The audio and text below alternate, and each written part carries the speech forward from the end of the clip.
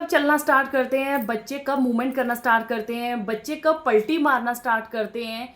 तो इसके रिलेटेड मुझे बहुत सारे जो क्वेश्चन आए हैं, तो मैं इसका रिप्लाई आज आपको कर देना चाहती हूँ। सबसे पहली चीज़ आपने याद रखनी है कि सब बच्चे डिफरेंट होते हैं, कोई भी बच्चा एक जैसा नहीं होता है।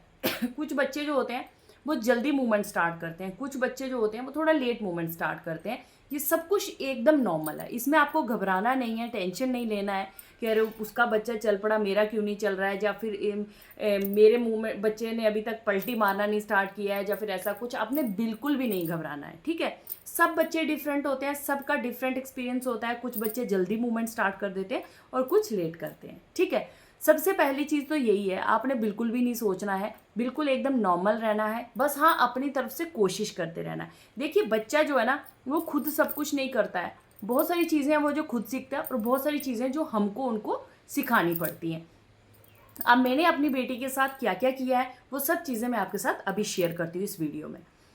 तो सबसे पहले आपने एक चीज़ करनी है कि बच्चे की मालिश अच्छे से करनी है। ठीक है, मालिश टांगों की, आर्म्स की, पूरी बॉडी की एकदम अच्छे से मालिश करनी है। और मालिश भी उतनी ज़्यादा इफ़ेक्ट नहीं करती है कि आप बोलो कि मालिश से ही सब कुछ हो सकता है तो बच्चों को दिन भर मालिशें ही करते रहो, ऐसा कुछ नहीं होता है। देखिए, मेरी कुशाग्री है ना, बड़ी बेटी मेरी, उनको मैं मालिश करती थी, मतलब कंटिन्यूसली नहीं करती थी, बीच बीच में कभी स्किप भी हो जाता था। तो मेरी जो बड़ी बेटी है ना, वो बहुत जल्दी उन्होंने वॉकिंग स्टार्ट कर दिया था, बहुत जल्दी बोलना स्टार्ट कर दिया था। जब फर्स्ट बर्थडे था ना मेरी बड़ी बेटी का, तो वो पूरा चलती थी, सब कुछ मतलब पूरे घर में घूमती थी, और बातें भी अच्छे से करने लग पड़ी थी, पापा मम्मा सब कुछ, मतलब एक नॉर्मल तरीके से बोलने लग पड़ी थी। तो 1 साल में ही मतलब इतना सब उसने सीखा था। तो अब इसका ये मतलब नहीं है कि आप एकदम अच्छे से मालिश करो तभी बच्चा सीखेगा, ऐसे नहीं सीखेगा, ऐसा कुछ नहीं है। बट हाँ, कंटिन्यूसली अपने बच्चे को आपने मसाज देना है। अब मसाज कैसे देना है? ठीक है, सुबह जब आप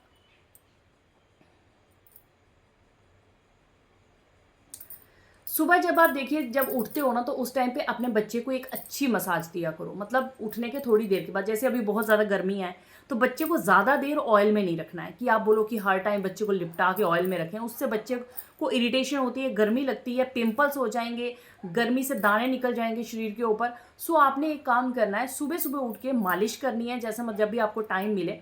अच्छी मालिश करने के बाद बच्चे को आधे घंटे के बाद या फिर 1 घंटे के बाद बाथ दे देना है। ठीक है, और बाथ देने के बाद होल डे उसके बाद कोई ऑयल या कुछ भी लगाने की ज़रूरत नहीं है। जस्ट नॉर्मल सा कोई मॉइस्चराइज़र अगर आपके पास है, थोड़ा सा हाथ में लगा के और बच्चे के फेस पे वगैरह पे और थोड़ा थोड़ा बॉडी पे लगा दीजिए। उसके बाद बहुत ज़्यादा ऑयल लगाने की ज़रूरत नहीं है बॉडी पे, क्योंकि उससे बच्चे बहुत इरिटेट होते हैं।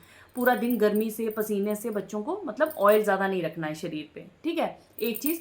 एंड देन उसके बाद आपने मालिश बस एक ही टाइम करनी है, मॉर्निंग के टाइम पे। अब ऐसा नहीं है कि कई लोग मैंने देखा है सुबह दिन शाम इतनी इतनी टाइम मालिश करते रहते हैं बच्चों की। ऐसा नहीं किया करो, क्योंकि इससे कोई फ़र्क नहीं पड़ता है। आप जितनी मर्जी मालिश कर दो, बच्चे की जो जिस तरह से ग्रोथ होनी है वैसे ही होनी है। ठीक है, तो मालिश एक टाइम ज़रूर करिए, बट पूरा दिन 3-3 टाइम बच्चे को इतना इरिटेट मत करिए।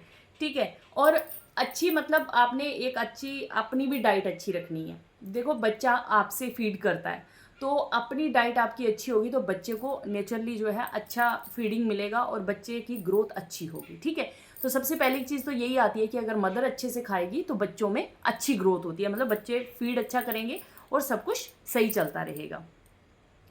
अब उसके बाद आपने बच्चे को अब क्या करना है, देखिए जैसे आपका बच्चा 4-5 महीने का हो जाता है, कुछ लोग बोलते हैं कि बच्चे को सीधा खड़ा नहीं करना है, बच्चे को बिठाना नहीं है, बच्चे को लिटाना नहीं है, ऐसे नहीं करना है, वैसे नहीं करना है।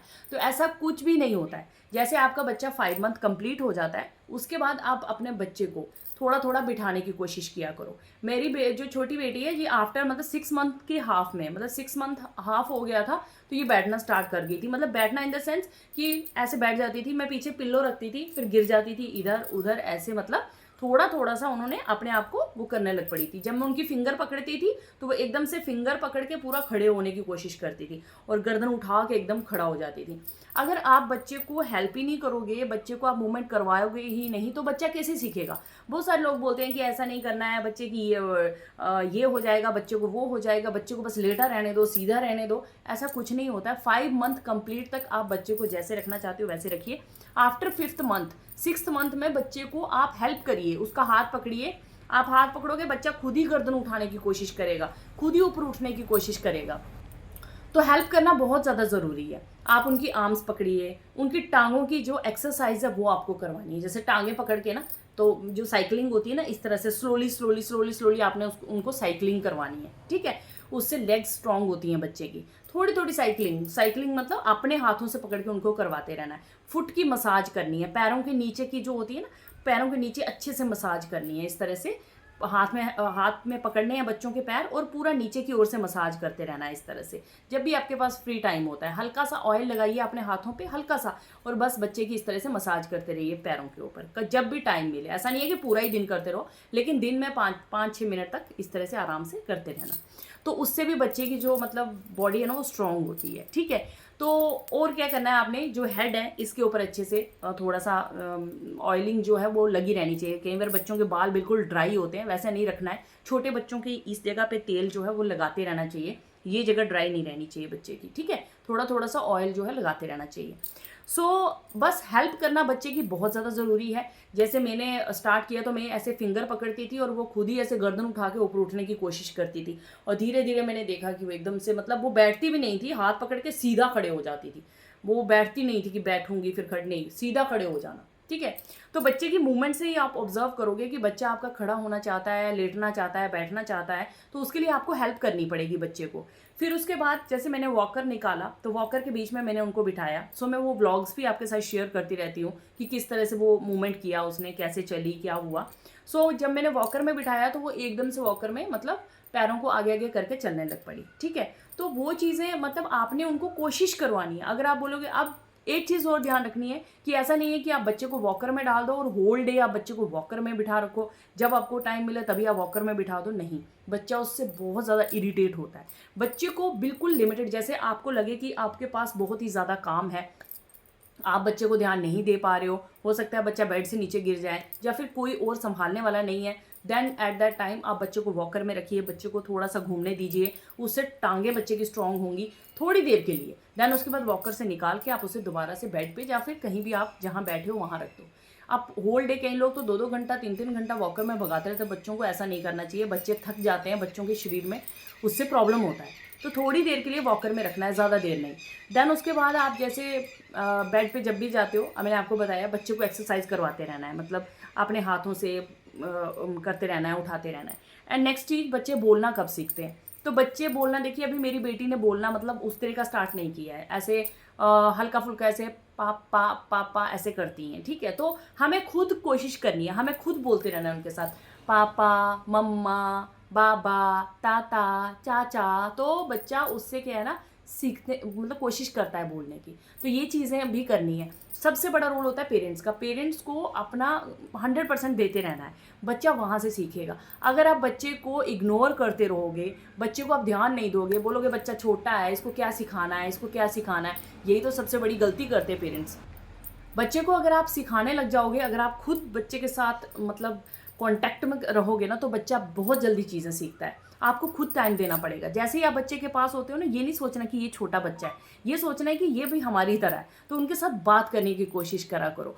Hello, hi, how are you, नमस्ते, गुड मॉर्निंग, जय श्री राम, जैसे भी जो भी आप बात करना चाहते हो अपने बच्चे के साथ, आप देखना थोड़े ही दिनों में बच्चा उन चीज़ों पे रिएक्ट करने लगेगा। अभी जैसे मेरी छोटी बेटी है ना, मैं उनको बोलती हूँ ना, दीदी दीदी आई, दीदी आ रही हैं, दीदी आ रही हैं, तो वो एकदम देखेंगे, क्योंकि मैं डेली बोलती रहती हूँ, दीदी वेयर इज़ दीदी, वेयर इज़ दीदी, दीदी वेयर आर यू, दीदी वेयर आर यू। तो वो उन चीज़ों पे रिएक्ट करती है। रिएक्शन आपको क्रिएट करना है। अगर आप बच्चे को इग्नोर करोगे ये सोच के कि बच्चा छोटा है, बच्चा छोटा है, छोड़ दो, खुद बाद में सीखेगा, बहुत सारे लोग बोलते रहते हैं खुद सीख जाएगा, बड़ी उम्र पड़ी है, अपने आप सीख जाएगा। ऐसा नहीं होता। आपको बच्चे को टाइम देना होता है, बच्चा तभी अच्छे से सीखता है।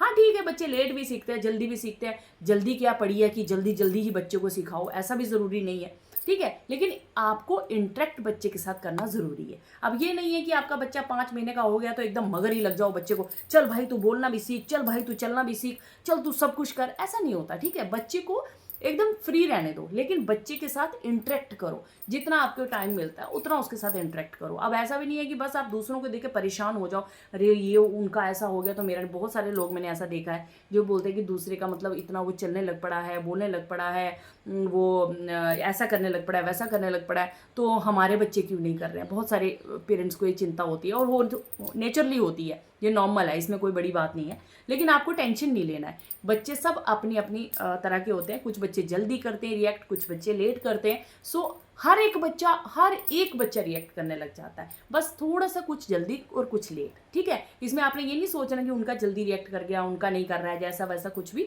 बिल्कुल कंफर्टेबल रहो। हर एक बच्चा बोलता है, हर एक बच्चा चलता है, हर एक बच्चा सब कुछ करता है, बट इट टेक्स टाइम, ठीक है। तो पेरेंट्स को कुछ चीज़ों का ध्यान रखना है। मालिश करनी है अपने बच्चे की, लेकिन मालिश को ज़्यादा देर तेल को बॉडी पे नहीं रखना है, और बच्चे के साथ इंटरेक्ट करना है, बच्चे की हेल्प करनी है हाथ पकड़ के उठाने में, ठीक है। ऐसा भी नहीं है कि बच्चा अगर आपका बिल्कुल कंफर्टेबल नहीं है तो आप उसको ज़बरदस्ती बिठाने की कोशिश करो, ऐसा भी नहीं करना है। बच्चा जब कंफर्टेबल होगा ना, वो आपको खुद ही दिखने लग जाएगा कि हाँ जी, अब मेरा बच्चा ये चाहता है तो हम ये करेंगे, अब मेरा बच्चा ये चाहता है तो हम ये करेंगे, ठीक है। तो फोर्स नहीं करना है बच्चे को कि चलो भाई जल्दी उठो, ये करो, वो करो।